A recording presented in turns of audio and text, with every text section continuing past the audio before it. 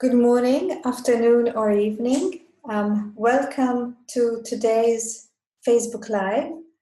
I hope you can see me because this is the first time I'm using the software to stream. So we had a little bit of a technical glitch earlier today, especially because there was a power cut earlier and, and it's all got a little bit complex. We've been shifting to phone and back to desktop and it's been a little crazy.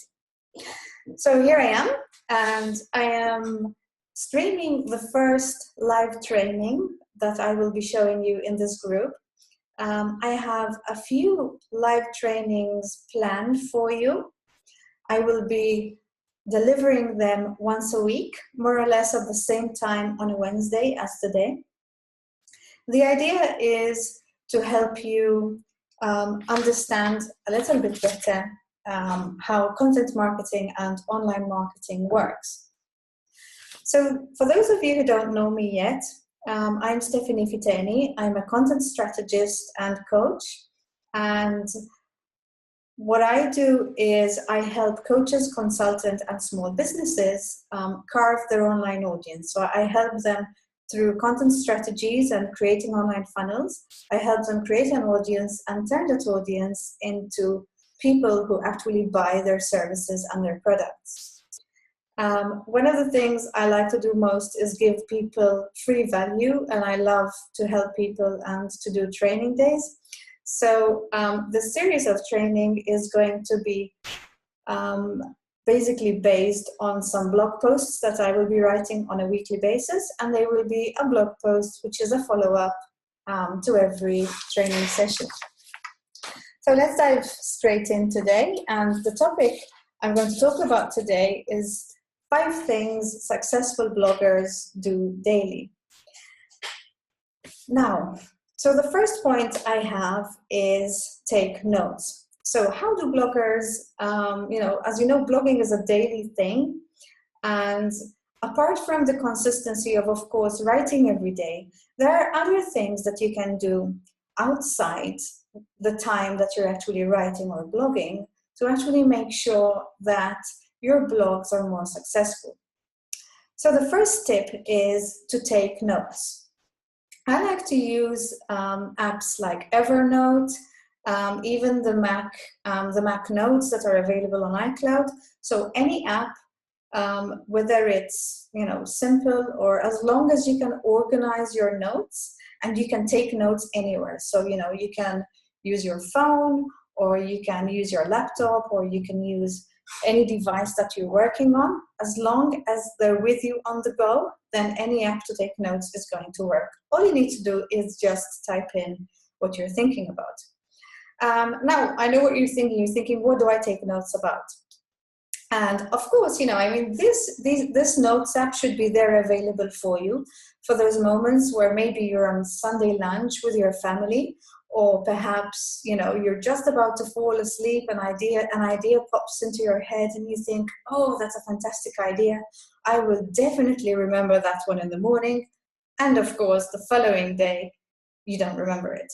So that is what taking notes is for. Make sure that every time an idea pops in your head, whether you think it's a fantastic idea or just an average idea, just put it down and make sure that it's well organized in your notes, so that when you sit down to write, you have your notes organized by topic. So you can just dip into your notes and find all your other ideas. Very often what tends to happen is that we've actually forgotten what we were thinking about a week or 2 earlier, and we think, wow, these are little golden nuggets that I can actually use. Sometimes you amaze yourself. You think, oh, how did I come up with that one? But the right thought at the right time, just jot it down, and then later it will come in really, really handy. The second tip is actually my favorite one, and that is listen to audiobooks. So I, over the years, have spent quite a lot of time in the agency side as well, writing content for clients. And whether you're writing content for yourself, for a topic that you really know well, or a topic that is new to you, a very, very good strategy is to listen to audiobooks about that specific topic. When you're listening to an audiobook, it's very easy to do because you can do it while you're waiting, when maybe you're waiting for a bus or you're driving or you're going for a walk. No matter what you're doing, you can listen to an audiobook. Even if it's just for 5 or 10 minutes, it's enough to get your thinking juices going. What it does is it helps you think about a specific topic and it gets your brain going, So whether you actually agree with what you're listening to or not, it's going to really inspire. It's really going to inspire you because it's going to help you get ideas. It's going to, if you don't agree with something, it's going to make you think of what you would do instead. If you like something, it's going to make you think, okay, so, this is how I do it. And it gives you this, all these thoughts about that topic. And you will find that when you actually come to sit down to write, you've had all these ideas brewing in your head and you're so motivated to get your thoughts on paper because they've been in your head for so long. So that is definitely a very strong tip. Tip number 2, make sure you listen to audiobooks on the specific subject you're writing about, because when you sit down, you're going to have so many more ideas and you will actually spend a lot less time researching things like quotes and new ideas because they'll all be there in your head. Tip number 3 is listen out on social media. So yes, ideally don't waste time on social media, but do pop in and do make sure that you spend time in groups, Facebook pages, and even on websites like Quora, where your ideal clients spends time asking questions. So what you want to do is you want to look out for who your ideal client might be. Let's say my ideal client is business owners. I know there's quite a few of those on LinkedIn. So I might go there and I might find out what kind of marketing questions small business owners are actually asking. And then I would make sure that I'm, creating Facebook Lives and creating blog posts and also putting articles on my website about the information they're asking me about, because I want to be of interest to my audience. So that's another little tip. So number 4 is perhaps the most obvious one, and that is stay up to date with search engine optimization developments. We all hear about SEO a lot, and of course it is extremely important when you're trying to get traffic to any blog or any website. It's important to keep yourself up to date.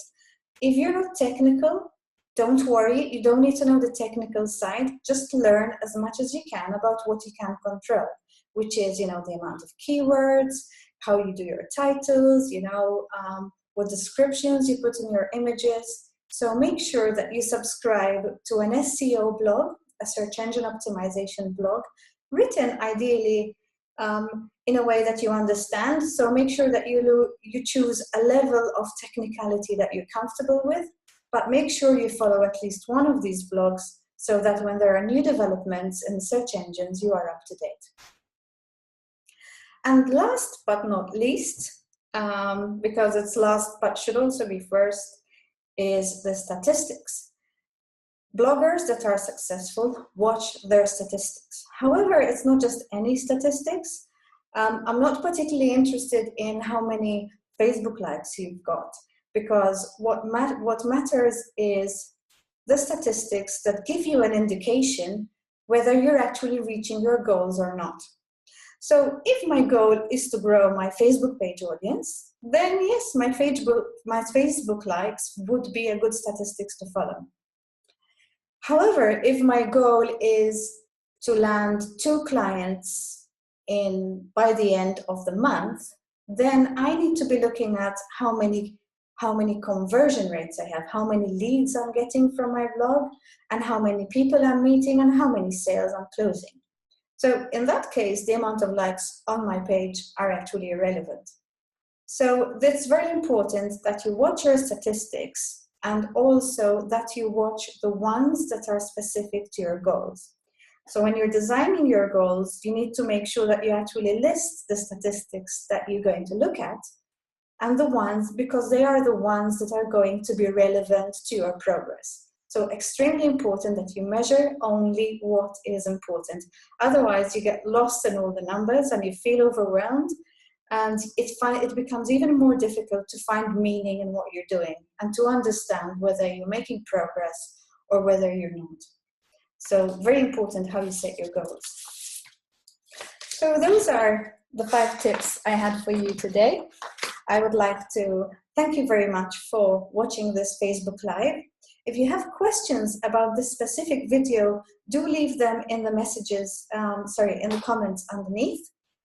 If you have questions that perhaps you might want a future training live to be about, do feel free to actually add suggestions. Say, I'd really like to know about, how to create Facebook bots, or how to create a Facebook ad, or how to write a blog post that gets listed more easily in Google. Just ask any question that you want and make sure you leave it underneath this video so that I can help you more and more as we progress with these weekly trainings.